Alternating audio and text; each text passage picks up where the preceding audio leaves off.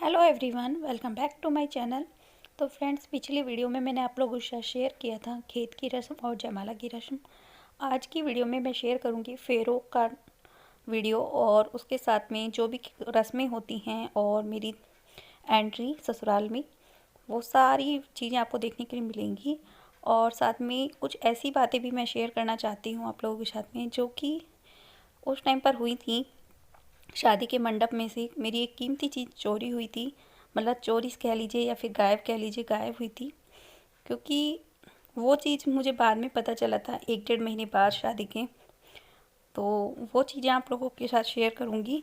Video थोड़ा सा लंबा हो जाएगा, बट आप लोग पूरा वीडियो देखोगे तो अच्छे से आपको समझ में आ जाएगा कि मैं क्या कहना चाहती हूँ और क्यों कहना चाहती हूँ, क्योंकि ये सभी के लिए बहुत ज़्यादा इम्पोर्टेंट है। जो मेरी शादी में हुआ वो आगे किसी की शादी में ना हो, या फिर आप लोग भी इस चीज़ का ध्यान रखें। तो चलिए वीडियो स्टार्ट करते हैं। तो यहाँ पर खाना खाने के बाद हो रहा था फ़ोटो शूट। तो ये सभी मेरे रिलेटिव्स थे जो कि शादी में रुके थे, मेरी तरफ से थे। और शादी के टाइम पर ना फ़ोटो शूट होते हैं, आप सबको पता है। उसमें ना जब फ़ोटो शूट होता है उसमें बहुत ज़्यादा आइज़ ख़राब हो जाती है, आँखों में दर्द होने लगता है।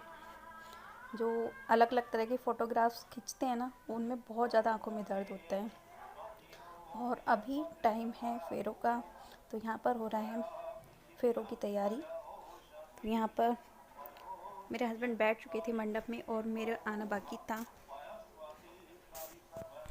और यहाँ पर पंडित जी मंत्र वगैरह पढ़ रहे थे और यहाँ पर बैठी हुई थी मेरी ननंद, उनके बच्चे, जया जी, देवर, मेरे जेठ, मेरे ससुर जी। मतलब शादी के टाइम पर ना, फेरों के टाइम पर बहुत ज़्यादा रिलेटिव्स नहीं बचते हैं लड़के वालों की तरफ से, बस कुछ ही लोग रह जाते हैं, गिने चुने।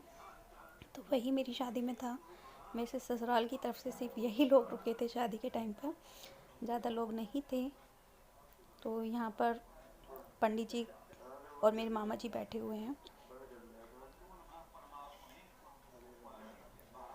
यहाँ पर होनी है कन्यादान की रस्में और अभी एंट्री होनी है मेरी, मैं आ रही हूँ अभी।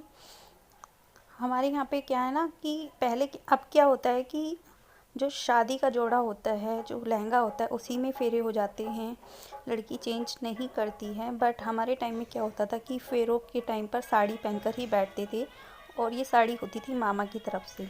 तो मैंने भी चेंज की थी फेरों के टाइम पर साड़ी। तो ये साड़ी मेरे मतलब मामा जी की तरफ से थी मेरे लिए, फेरों के लिए साड़ी।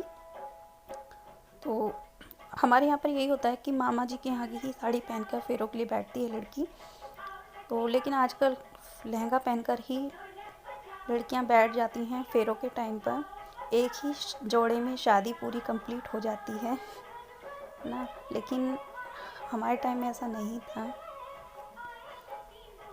यहाँ पर जो साड़ी पहनी है वो साड़ी मेरे मामा की तरफ से होती है, और जो मैंने शॉल ओढ़ा है वो ससुराल वालों की तरफ से होता है। तो ये शॉल जो है मेरा, ये ससुराल वालों की तरफ से था। मतलब मेरी सासू माँ जी ने मुझे दिया था, जो फेरों के टाइम पर ओढ़ कर बैठा जाता है।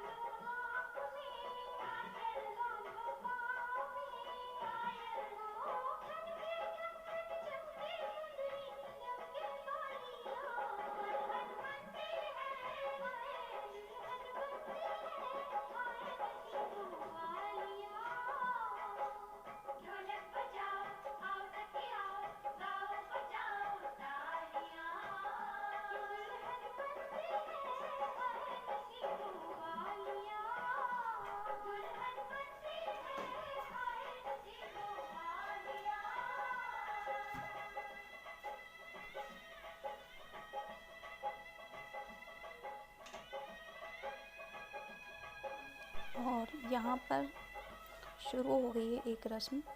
ये है मतलब मोहरी बनती है हमारे यहाँ पर, जो ननद बांधती है, सहरा बोलते हैं इसे शायद।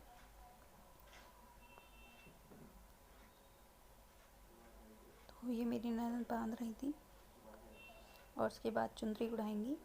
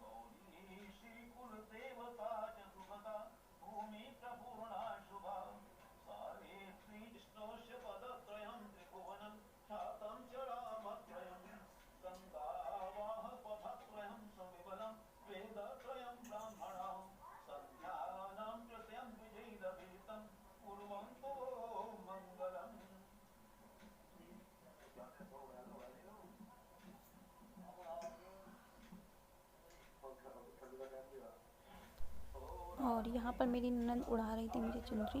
ये थी मेरी चुनरी की साड़ी।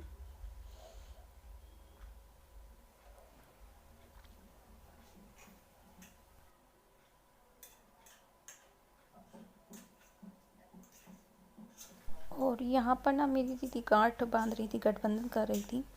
ये होता है एक रस्म। और इसके बाद शुरू होता है कन्यादान की रस्म। और जो मैं बात करने वाली थी कि मेरी कुछ चीज़ यहाँ से गायब हो गई थी फेरों के मंडप से, वो यहीं पर आप लोगों को देखने के लिए मिलेगी। तो इसलिए प्लीज़ ध्यान से देखिएगा। यहाँ पर हो रहा है कन्यादान। तो यहाँ पर ना मेरी मम्मी कर रही थी कन्यादान, पापा कर रहे थे। और हमारे यहाँ अपने जितने भी रिलेटिव्स होते हैं सभी लोग कन्यादान करते हैं। मेरे शादी के टाइम पर ना कन्यादान जो हुआ था, उस टाइम पर बिछे वगैरह मतलब कन्यादान में दिए जाते थे। तो मेरी शादी में जितने भी लोगों ने कन्यादान किया था, जैसे मेरी मामी जी हुई, भाभी हुई, बुआ जी हुई या चाची हुई, जो भी रिलेटिव्स थे सभी ने मतलब कन्यादान में बिच्छुओं से कन्यादान किया था।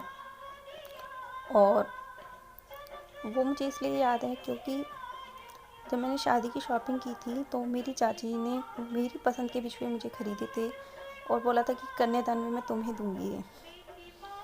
तो जब मेरी शादी हुई थी 1-1.5 महीने बाद मैंने अपनी सासू माँ जी से वो बिछुए मांगे थे कि मम्मी मुझे वो वाले बिछुए चाहिए जो चाची ने मेरे लिए दिए थे कन्यादान में। तब मेरी सासू माँ जी बोली कि वो बिछुए तो हमारे पास आए ही नहीं थे। तो तब हमने उस चीज़ के बारे में सोचा कि वो गए कहाँ पर। तो उसका जवाब हमें आज तक नहीं मिला कि वो बिछुए गए कहाँ पर ना। और हमने वीडियो भी बार बार देखा लेकिन हमें पता नहीं चला कि वो बिछुए गए कहाँ पर, है ना। नई जब शादी होती है ना, हर चीज़ के साथ एक यादें जुड़ी हुई होती है, हर चीज़ के साथ एक मेमोरीज होती है। और जो मेरी चाची ने बिछुए दिलाए थे ना, वो 3 का सेट था, मतलब 3-3 उंगली में जो पहनते हैं ना, वो वाला सेट था। और इसीलिए मुझे वो पसंद था कि नई शादी हुई तो मैं 3-3 उंगली में बिछिए पहनूंगी। तो इसलिए मैंने अपनी सासू माँ जी से वो बिछिए मांगे थे, लेकिन उन्होंने बोला कि उनके पास भी वो बिछुए नहीं हैं और घर में किसी को ये बात नहीं मालूम कि वो बिछिए गए कहाँ। और कम से कम मेरे ही नज़र में बिछुए जो आए थे उस टाइम पे 10 से 12 जोड़ी मतलब लोगों ने बिछुए से किया था कन्यादान। और सभी ने 2-2 जोड़ी बिछुए तो रखे ही थे ना। तो वो पता ही नहीं चला कि शादी में से वो बिछुए कहाँ गए, किसके पास गए, कोई आइडिया नहीं है। अगर आप में से किसी को ये बात मालूम हो कि शादी में कन्यादान में जो बिछुए होते हैं मिलते हैं वो कहाँ जाते हैं, किसके पास जाते हैं, तो मुझे कमेंट बॉक्स में कमेंट करके ज़रूर बताना, क्योंकि उस बात का जवाब मुझे आज तक नहीं मिला है ना। तो इस चीज़ के लिए मैं काफ़ी परेशान थी, मतलब उस टाइम तो मैं काफ़ी परेशान हुई थी, और आज भी मैं ढूंढती हूँ उस चीज़ को, तो मुझे उसका जवाब नहीं मिलता है। और शादी जैसी जो भी मतलब रस्में होती हैं, कुछ भी होता है, उसमें ना बहुत सारी चीज़ें ऐसी होती हैं जो मतलब पता भी नहीं चलता आप लोगों को और गायब हो जाती हैं। ऐसा मेरे साथ भी हुआ था, है ना। तो ऐसे चीज़ों में ना छोटी छोटी चीज़ें होती हैं कहने के लिए, लेकिन इन चीज़ों का ध्यान रखना पड़ता है। आगे आप लोग भी कभी किसी शादी में जाए तो आप लोग भी इस चीज़ का नोटिस करना कि वो कहाँ जाता है, किसके पास जाता है, क्योंकि मुझे इसका कोई आइडिया नहीं है और ना ही मुझे आज तक इसका जवाब मिला है।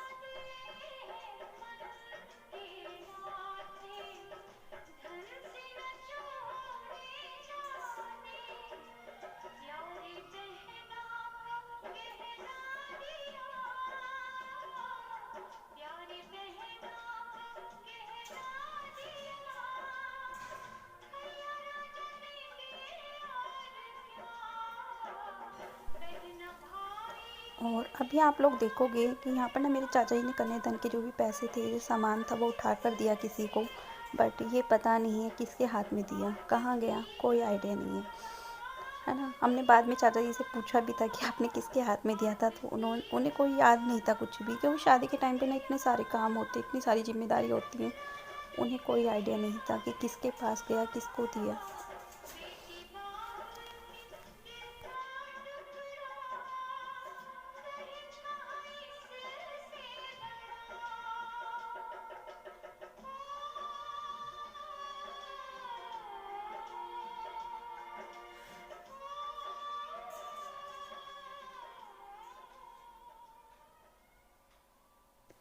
और यहाँ पर ना पीछे से गीत गव रहे हैं, और यहाँ पर ना गालियाँ वगैरह दी जाती हैं दूल्हे को, दूल्हे के फैमिली वालों को, और ये सब होता है। आजकल तो पता नहीं होता है या नहीं होता है, बट हमारे टाइम में होता था।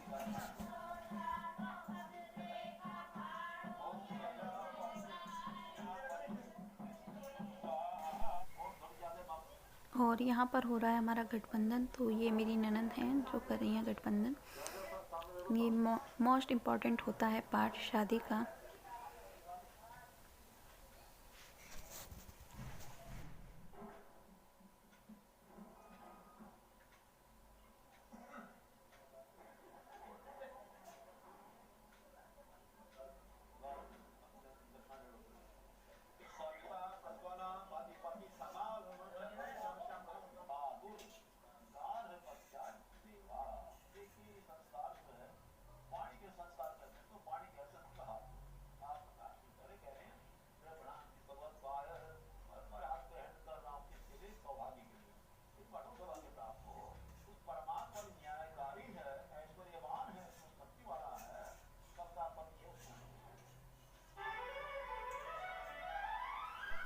और यहाँ पर शुरू हो गए थे हमारे फेरे की रस्म, तो यहाँ पर मैं खड़ी हो गई थी, और ये ना पीछे मेरा भाई खड़ा हुआ है खीर लेकर। ये रस्म होती है जो भाई अदा करता है हर दुल्हन की शादी में, मतलब हर बहन की शादी में।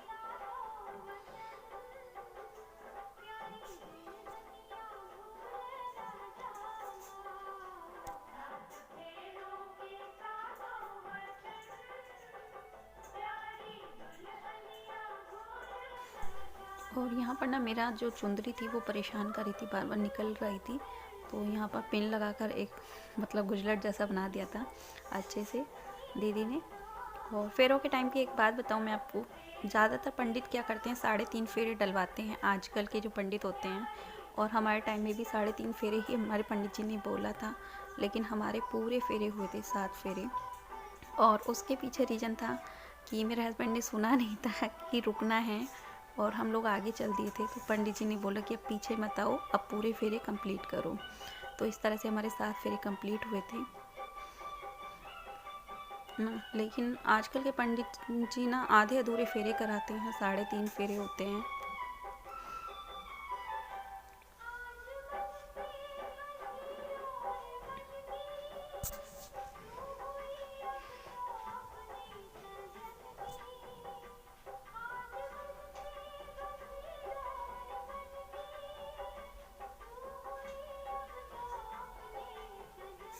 पूरे 7 फेरे लिए थे हम लोगों ने साथ में।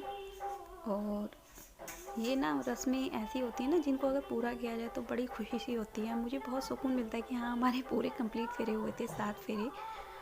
और यहाँ पर ना लुढ़कन भी हुई थी मेरी शादी के टाइम पर। जो चाची थी, जो भाभी थी, जो बुआ थी, मतलब सभी लोगों ने ना लुढ़कन भी की थी। लुढ़कन वो होती है कि जैसे फेरों के टाइम पे ना पैरों में कुछ बर्तन वगैरह होते हैं, वो डालते हैं। तो यहाँ पर वो लुढ़कन वाली रस्म हुई थी। तो यहाँ पर ना मेरी चाची जी थी, वो लुढ़कन कर रही थी। चाची थी, भाभी थी।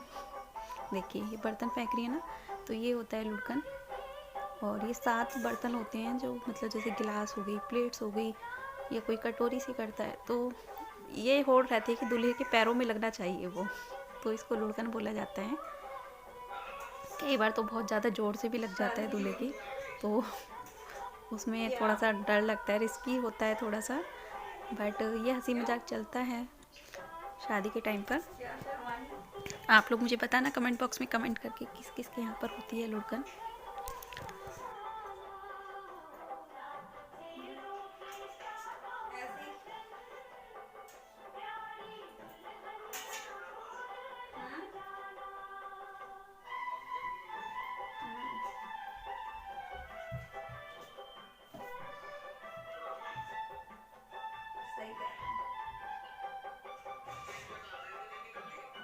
सो रहा है।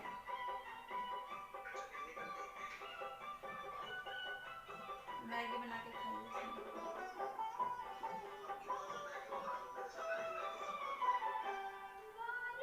क्या दो बना दूं? क्या दो फिर मुझे बता दो।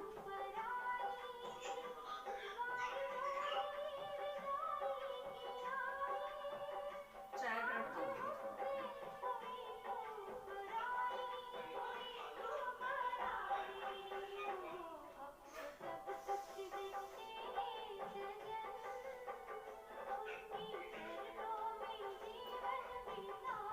कहाँ जा रहे तुम?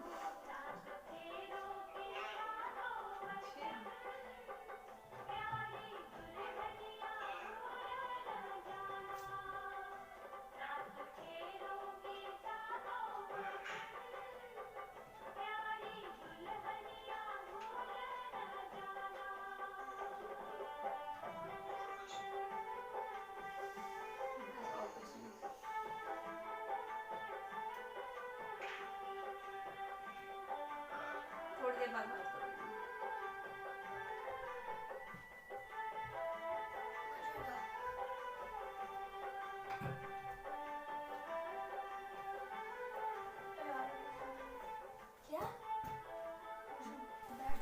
अभी फेरों की रस्म हो चुकी थी कंप्लीट।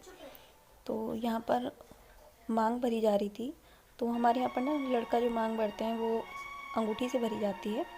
तो यहाँ पर अंगूठी से 3 बार मांग भरनी होती है। तो यहाँ पर मेरे हस्बैंड जब मांग भर रहे थे तो वो बहुत कम सिंदूर लगा रहे थे, लेकिन मेरी दीदी ने बोला कि नहीं, ज़्यादा सी भरो, ज़्यादा सिंदूर लो। तो मेरे हस्बैंड ने पूरा भर के मतलब बहुत ज़्यादा सिंदूर लगा दिया था, मेरी नाक पर भी सिंदूर आ गया था।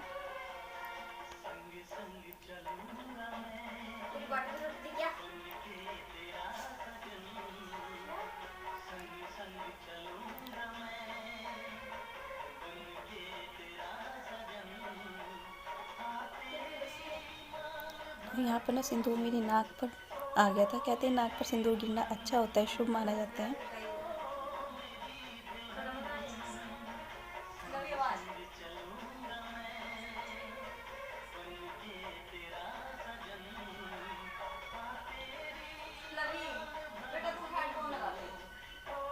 अभी आशीर्वाद की रस्में शुरू हो गई थी। जो भी मतलब मम्मी थे, पापा थे या ससुर जी थे हमारे, वो लोग आशीर्वाद देंगे।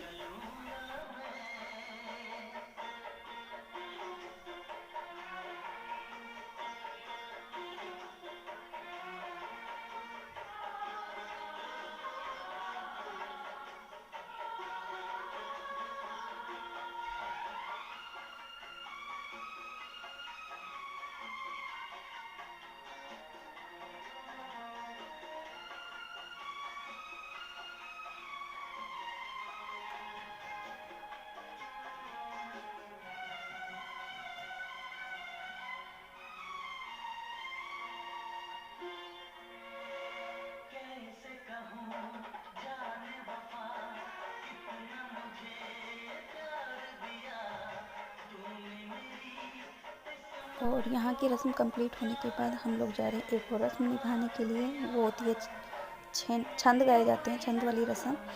तो वो अंदर हुई थी, तो वो कैमरे में शूट नहीं हुई थी।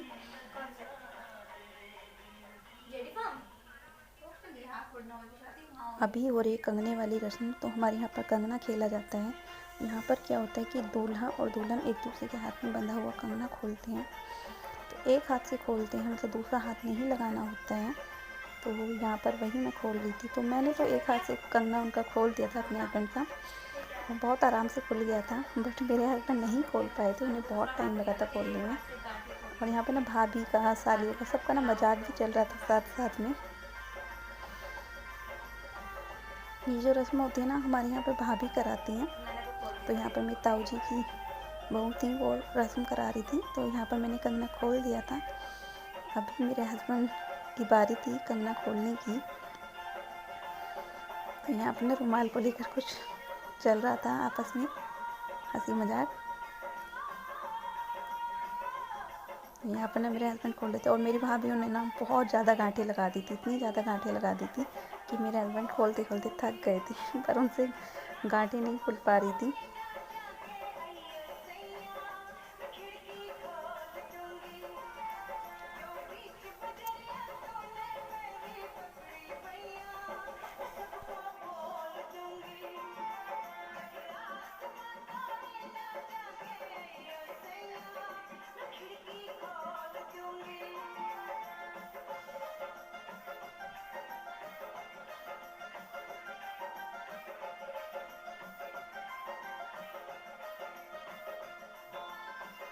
तो यहाँ पर ना कंगना खुल चुका था। तो उसके बाद ना एक अंगूठी होती है जो लड़के वालों की तरफ से होती है, वो कंगने में डाली जाती है। तो यहाँ पर ना वही रस्म खेली जा रही थी और इसमें ना बहुत सारी हल्दी, दूध, घास, फूल सब कुछ डाल दिया था ताकि अंगूठी दिखाई न दे अच्छे से। और यहाँ पर मेरी भाभी कंगना खिला रही थी। काफ़ी अच्छा इन्जॉयमेंट किया था हमारी शादी में, मतलब सभी ने बहुत फुल इन्जॉयमेंट हुआ था। हुआ क्या था कि मेरी भी घर में पहली शादी थी और मेरे हस्बैंड की भी, ये समझ लीजिए, घर में फ़र्स्ट शादी ही थी, क्योंकि मेरे जेठ जी की शादी में ये सब रस्में नहीं हुई थी। तो इसलिए वहाँ से भी मतलब सब लोग एक्साइटेड थे मेरी शादी के लिए।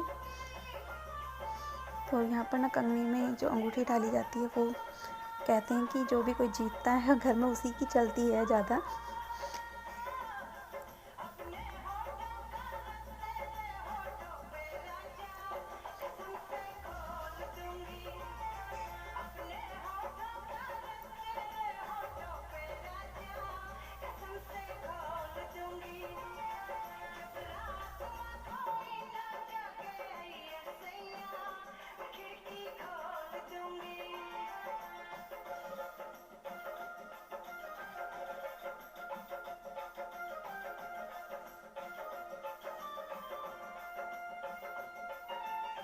क्वालिटी अच्छी नहीं होती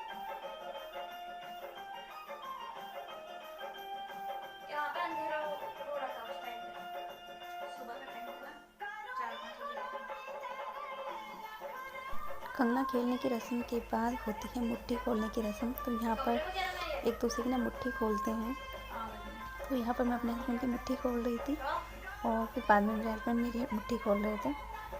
तो ये भी एक रस्म होती है, पता नहीं किस किस के यहाँ पे होती है, मुझे बताना कमेंट बॉक्स में कमेंट करके। तो मैं आप लोगों के साथ आज सारी रस्में अपनी शेयर करने जा रही हूँ, जो भी मतलब हमारे यहाँ पर होता है।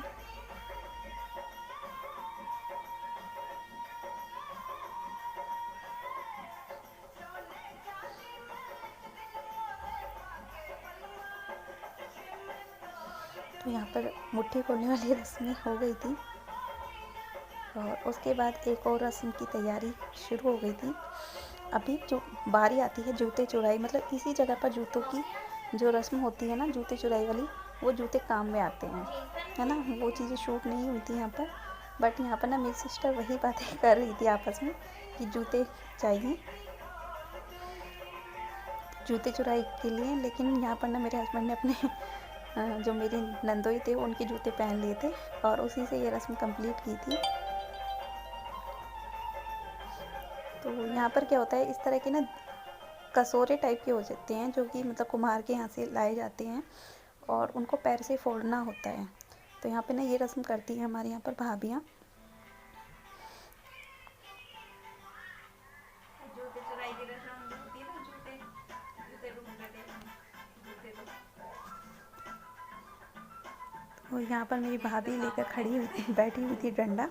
तो यहाँ से ना डंडे से वो रस्म, मतलब डंडे से उसे इन्हें फोड़ना होता है पैर से, और डंडे से उन्हें भाभी को हटाना होता है। तो ये रस्म होती है। तो कई बार ना हाथ वगैरह भी पीछे जाता है भाभी वगैरह का, तो ये रस्म थोड़ा ध्यान से करनी होती है। मिट्टी के दिए से होते हैं ना, इन्हें फोड़ना होता है जूते से, जो भाभी है ना वो डंडे से इधर को सटा रही है। और अभी हो रही है सिरगुथी की रस्म। तो यहाँ पर मेरी ननंद करेंगी सिरगुथी की रस्म।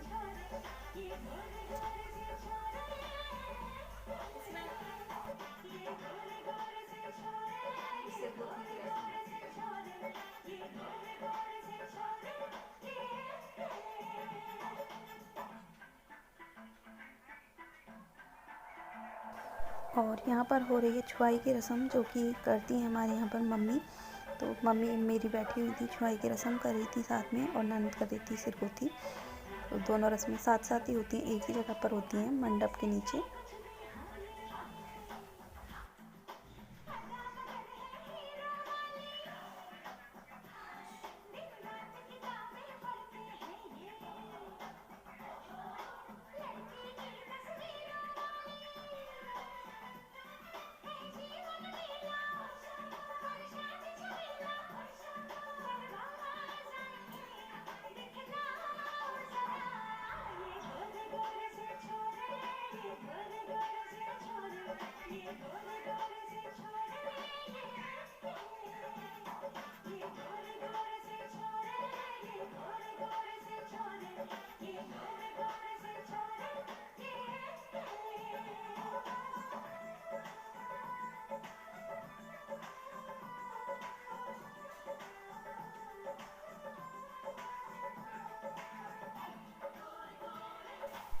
और अभी ये रस्म शुरू हो गई है तिलक की। तो यहाँ पर दामाद का तिलक किया जाता है विदाई से पहले। तो यहाँ पर मेरी मम्मी, चाची, मौसी, मामी, चाचा, पापा सब लोग करेंगे तिलक विदाई से पहले। तो ये रस्म होती है हमारे यहाँ पर, जमाई का तिलक किया जाता है, सभी लोग करते हैं। तो ज़्यादातर सभी के यहाँ पर होती होगी आई थिंक।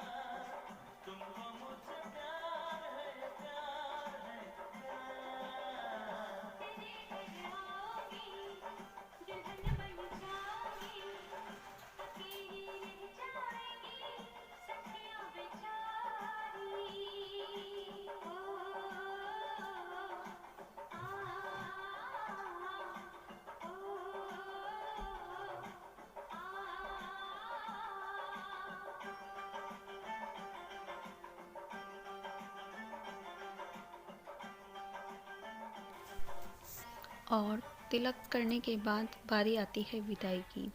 तो यहाँ पर शुरू हो गई थी विदाई की रस्में।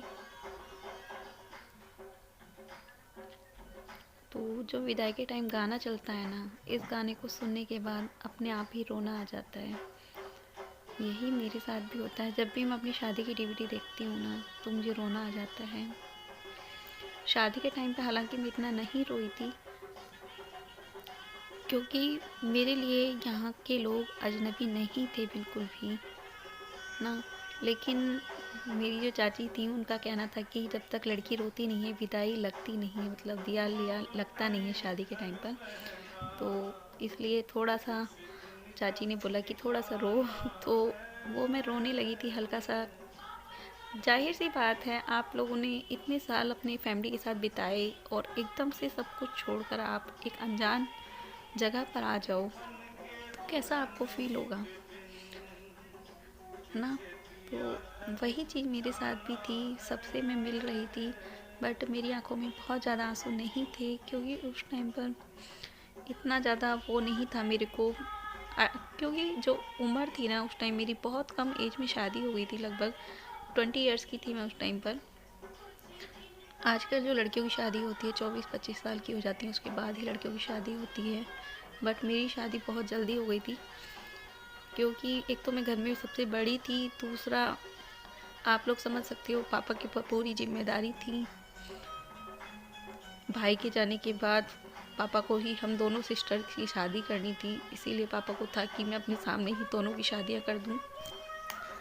तो इसीलिए पापा को जल्दी थी।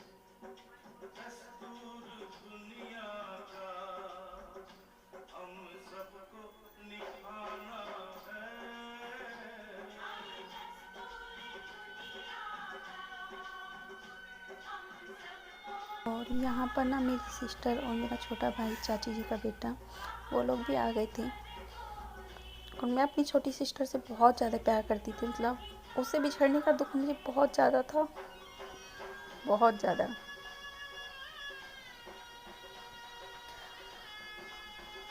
होता है ना कि जब साथ में पलते हैं, बड़े होते हैं, लड़ते हैं, झगड़ते हैं, और फिर एक दिन सब कुछ छोड़कर चले जाते हैं। पर जब तक उसकी शादी नहीं हुई थी ना, तब तक हम लोगों की डेली बात होती थी। ऐसा कोई दिन नहीं जाता था जब हम लोग फ़ोन पर बात नहीं करते थे एक दूसरे के साथ में।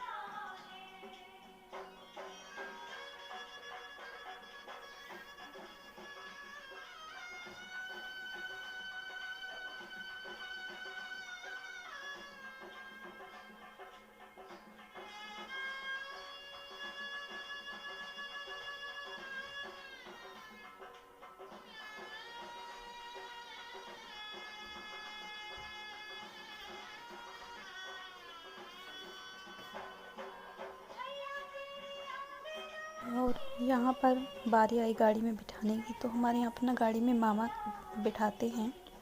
तो ये है मेरे मामा जी जो मुझे गाड़ी में बिठा रहे हैं।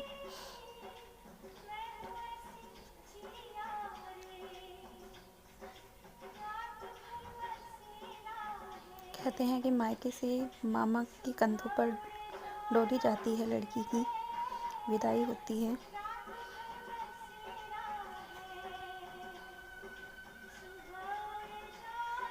वही रस्म मेरे मामा अदा कर रहे थे। और आज मेरी शादी की सालगिरह है जब मैं आप लोगों की शादी की वीडियो शेयर कर रही हूँ। तो अगर आप लोगों ने वीडियो पूरा देखा है तो आप लोग मुझे विशेष भी करना। और आज पूरे 14 साल हो चुके हैं हमारी शादी को। और कुछ ऐसे डेकोरेशन हुई थी मेरी शादी की गाड़ी की।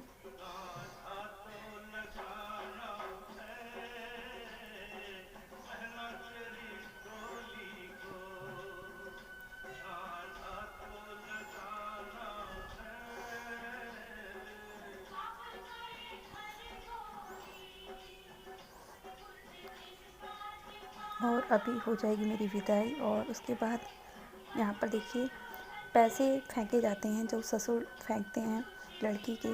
तो यहाँ पर मेरे ससुर जी भी सिक्के फेंक रहे थे गाड़ी के ऊपर विदाई के बाद।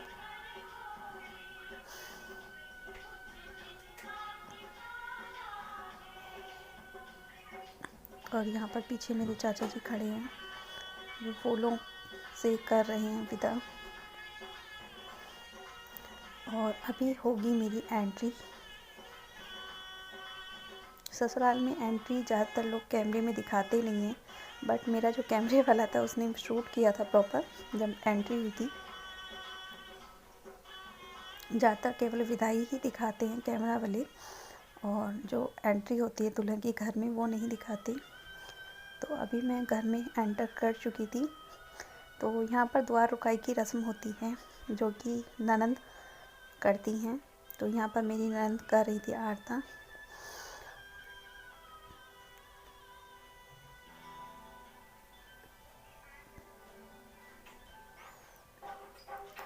और अभी बात आएगी पैसे मांगने की। तो मेरी ननंद को चाहिए द्वार रुकाई पैसे। तो मेरे हस्बैंड देखिए क्या करते हैं।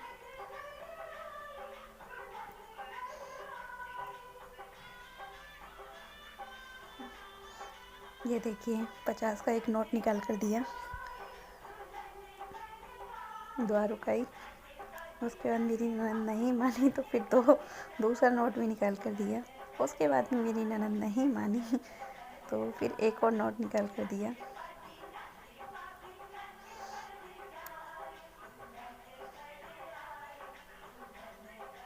ये भाई बहन की नोक-झोंक है।